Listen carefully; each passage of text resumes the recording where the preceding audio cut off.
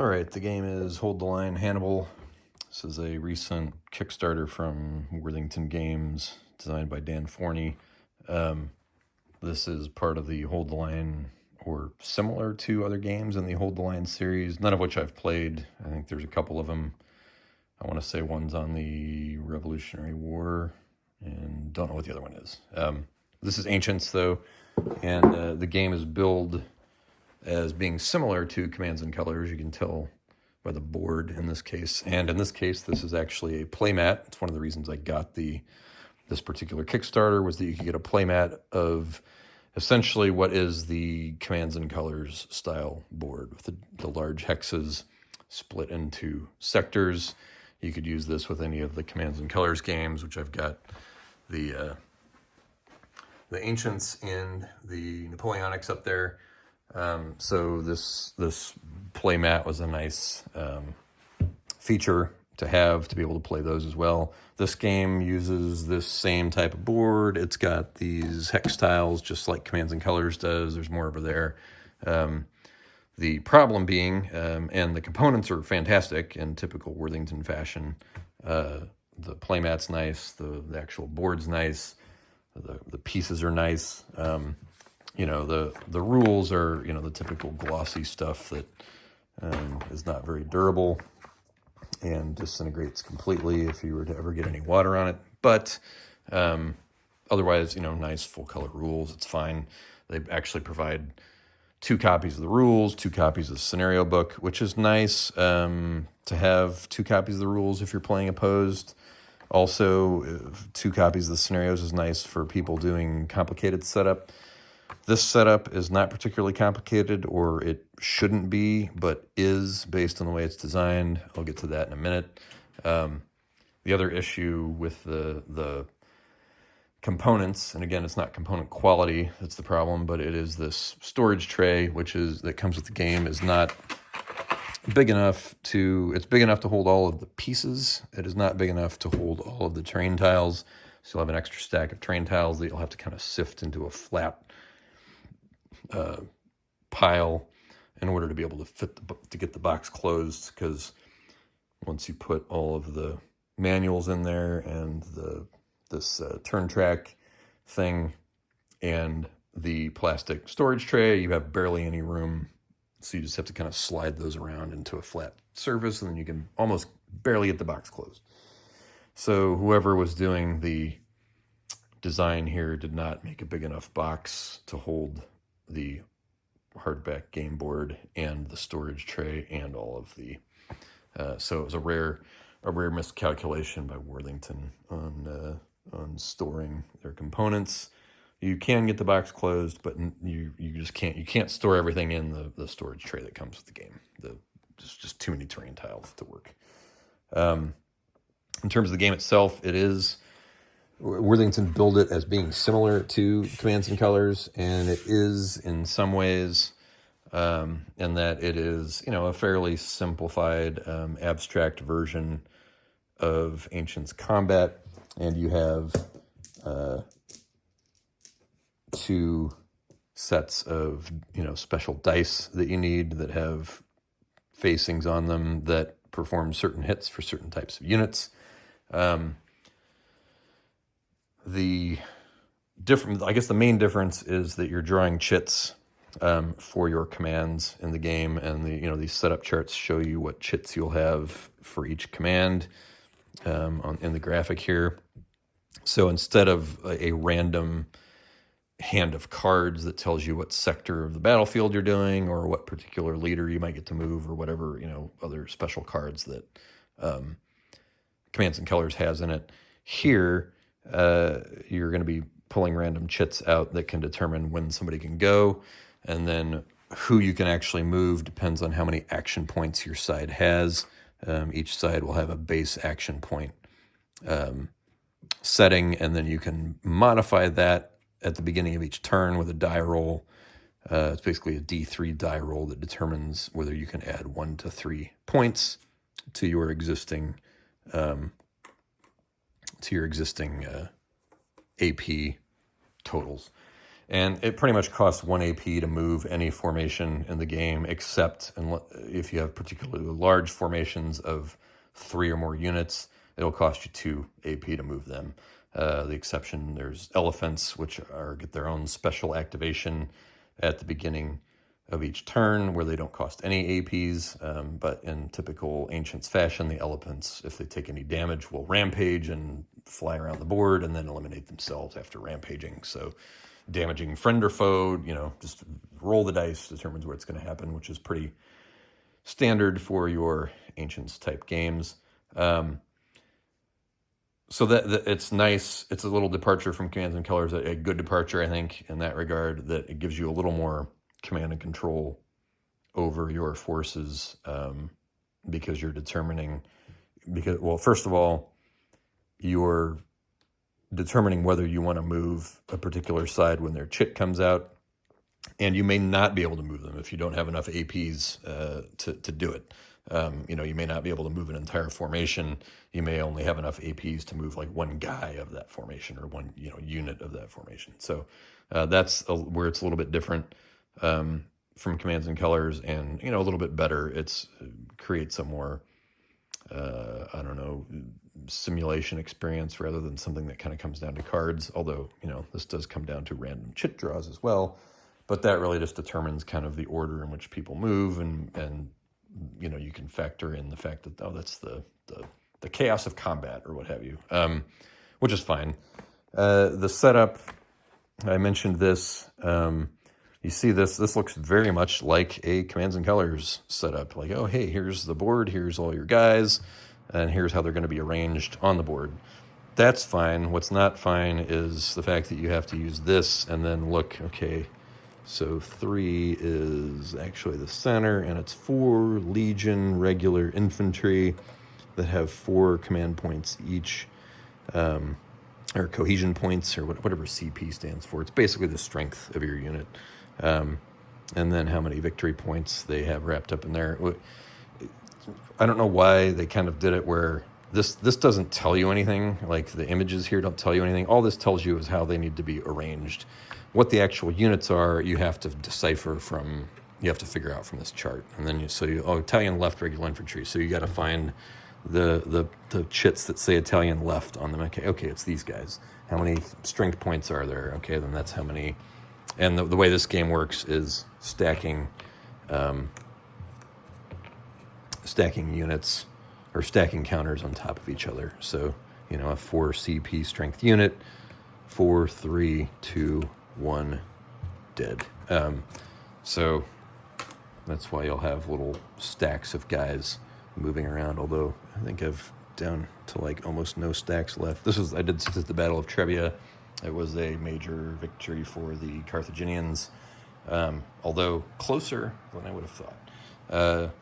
Because you can see they don't have many guys out here. Hannibal was almost killed numerous times, but rolled well enough each time to avoid it. But anyway, if my feeling is, if you're going to do this big graphic here that shows how the troops need to be arranged and which chits are applying to which commands, why wouldn't you just make images of the units, and then you wouldn't have to have figure out what the hell's on this chart. Just make the image big enough so that you can see the units and see, okay, this is a 4 strength Italian left, 4 strength Italian, just put images of these on the thing, and you wouldn't need to do this weird chart thing. This didn't make a whole lot of sense to me, why you would do it this way, why you would spend all this space and ink and real estate on an image that shows you nothing except the actual layout of the board, the actual formations. And if you're already going to show all that, why wouldn't you just show images of the actual counters so you don't have to do this thing? Okay, these guys, and there's this strength, and where do they go? There is 4 here. Okay, I don't know. It's, maybe it's a minor complaint, but it's a quality of life thing for me. And you think, well, Commands and Colors just shows me what I need to put out there. So, in terms of ease of setup, that's a much better option. Here you have to figure this shit out. So, that's, and again, some people might just see that as a minor complaint, but for me, it's one of those things that was really irritating when I first started playing the game. And, you get used to it, I guess. Fine. Does the game bring enough to the table to say, why not just play commands and colors if there's enough annoyances? Because there is one other big annoyance, and that is that there are no player aids in this game. You got to get it all from the rules. And I wish I could say that it's so simple that you don't need, one glance at the rules, and it's like, yep, got it, we're good. Nope, I had to go to the rules many times while playing. The strengths of these units are, it's pretty clear. This is the number of dice you roll when you're attacking. This is the number of spaces they can move. The banner at the bottom, you can see these guys have a black banner. They have a gray, they have a white.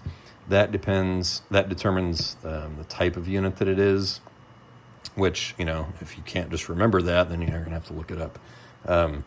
The symbol, at least, is useful, although it's a little hard to see black on purple. But these guys have a lightning bolt there. That means that they can only ever be hit by lightning bolt dice, but they can also be hit by commander dice and javelin dice. But, there's no player aid that tells you that. You just have to read that in the rules and remember it, which is, not the best for if you just want to bust out the game and get playing immediately and have something to refer to. You don't have it. You got to just remember all this. There is a chart that shows you what the dice do and what they hit.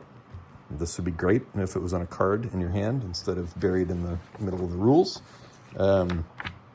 Same thing here. There's a chart here that shows, hey, here's the leaders and all their special abilities, the different types of leaders. And, there's quite an array of colors and types here. And they are, very carefully distinguished between senior and junior types of leaders. And marshals have very special abilities versus commanders versus generals. Again, this would be nice to have on a chart instead of buried in the middle of the rules. Yeah, okay, it's 16 pages of rules, so it's not, a 30-page rule book. Great, so you don't have to, so you can flip to it fairly quickly, but you are still flipping to it somewhere in the rules to look it up. Same thing here, all the unit descriptions and things. I don't know, there could have been a breakdown. This terrain chart could have been on a player aid instead of in the rules. It would certainly, given the flimsy nature of the glossy paper and the rules, a sturdy player card would have been nice, because the constant flipping to remember which does what. And you will start to remember after a while, but not in your first few games. And, then there's also the fact that, hey, the counters tell you what hits, except when, you have this or this. So it's not a one size fits all thing to just put these symbols on here. You're going to have to look it up because you're just not going to remember. The lack of a player aid was another kind of swing and a miss by Worthington on the component layout for the game. So should have included 2 player aids. If you're going to make a game that looks this nice, why not throw in an extra player aid? And I would say arguably that instead of another whole scenario book, 2 player aids, would have been a better idea. Or, if it came down to cost, get rid of the extra rules, get rid of the extra scenarios, give us some player aids that have the tables that we need and a quick dice rundown right at hand, instead of having to flip through a book for it. Maybe it's 6 of one, half dozen of the other, but for me, a player aid is just de rigueur for war games like this, and to not have one is weird, in my opinion. How does the game play? I enjoyed it. It's a simple system. Once you've gotten all the little nuances in the rules down, they will be pretty easy to remember. But it's going to take some work, especially without the player aids, to get up and running quickly. You're not going to be able to really get up and running quickly with this. Maybe unless you played Hold the Line before. Again, I don't know. I haven't played those. I don't know how similar it is, but the results were interesting. The gameplay is interesting enough, and I held my attention while I was playing. I didn't feel like, why am I not just playing Commands and Colors?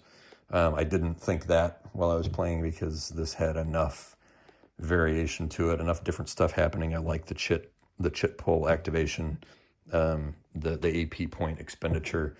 Some people might say, well, if you're getting similar results to Commands and Colors, why even that much more complexity? Just play Commands and Colors, and if you want real complexity, play Great Battles of History over there. I don't know. I think there's a good space for mid-range games like this that offer a little more crunch with your Ancients combat, where it's not so simple, and you're not having to figure out how to store all the blocks and things like that. You're not having to stick or anything. There's advantages to this over Commands and Colors as well. So if you want something that's some step between Commands and Colors and Great Battles of History, this is a good option. There will be a little bit of work to get started on it, things you'll have to internalize in the rules that you won't have ready to hand on a player aid. People on Board Game Geek probably will eventually just make their own player aids. Not a bad idea, especially if you want to get up and running quickly, and not have to just kind of memorize stuff, to not be constantly flipping through the rules to make sure, wait, do those guys, does this hit those particular guys or whatever? Yeah. So I don't know. It's not a ringing endorsement for me, but it is, I would say I don't regret buying it, certainly by any means. I will enjoy playing through the remaining scenarios in this, and it would be something to bust out quickly and play quickly with friends, if we wanted to do some ancient stuff without having to get out all the tackle boxes full of wooden blocks for Commands and Colors. So, and I'll have this nice play mat to use when I do want to get around to Commands and Colors, and even things like Napoleonics, which would be a totally different era, can use this as well. So that's a nice touch. Anyway, that's it. Give it a look if you're interested, and if something like missing play aids would enrage you, then maybe look elsewhere.